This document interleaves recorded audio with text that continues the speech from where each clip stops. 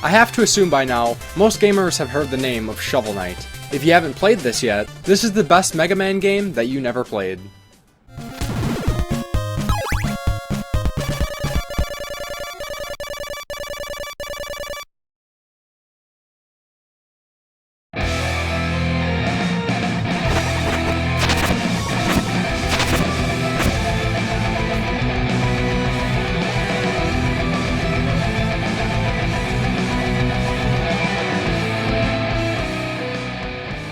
Church here, and welcome to the Game Grinder. Today we'll be doing a quick review of Shovel Knight. Shovel Knight was developed by Yacht Club Games, and what's particularly interesting about this is Yacht Club is composed of ex-members of WayForward, best known for their Shantae series. Shovel Knight was originally released digitally in June of 2014, but I didn't get around to playing it until 2016 after it received a physical release. Shovel Knight and Shield Knight had traveled the world together. During a battle within the Tower of Fate, Shield Knight is cursed by an amulet and Shovel Knight is trapped outside. In his exile, an enchantress comes to power and unleashes the Order of No Quarter to stop Shovel Knight's quest to gain re-entry and discover what happened to his lost love. Shovel Knight is an indie retro-styled platformer. As I mentioned, gameplay is very similar to what you might have experienced with the original NES Mega Man series. This is far more than just a clone though, and honestly, I feel like Shovel Knight exceeded in every aspect and surpasses its inspiration.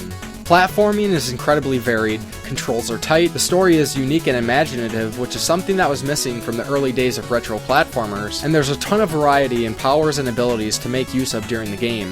The overworld takes heavy inspiration from what was used in Super Mario Bros. 3. Besides the levels themselves, there's a variety of extra locations to visit such as towns, a pond with a fish king, and a haunted hall. As well as battling with each knight of the Order of No Quarter, we'll do battle with various wandering travelers as we make our way towards the Tower of Fate. There's also plenty of hidden power-ups to unlock, and plenty of armors to make use of that adds a fantastic variety and customizability that were lacking in games that Shovel Knight was inspired by. Tying this all together is the perfect amount of challenge, starting off with a solid introduction to the gameplay and slowly amping it up as we progress.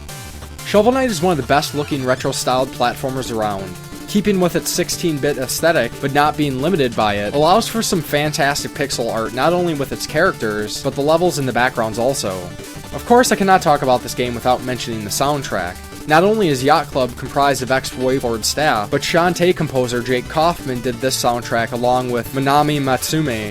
If you're at all familiar with Kaufman's work, you know this will be gold. If not, you're in for a treat.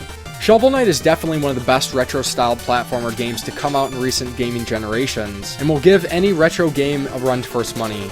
If you like platformers, you're doing yourself a disservice by not playing this. Added to Shovel Knight is the ongoing addition of DLC campaigns.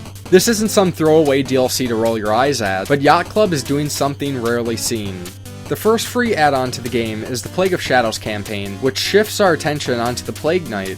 We'll play through most of the same levels and same areas, but there's a lot of things changed up. Besides that, Plague Knight plays completely different than Shovel Knight, with all new abilities and items to make use of. What I think is best about this, not just for the extreme variation, is the story is completely different too, and the story itself I might have actually enjoyed more than Shovel Knight's. At the time of this review, I'm eagerly awaiting the full release of the Spectre Knight campaign, and couldn't be more excited.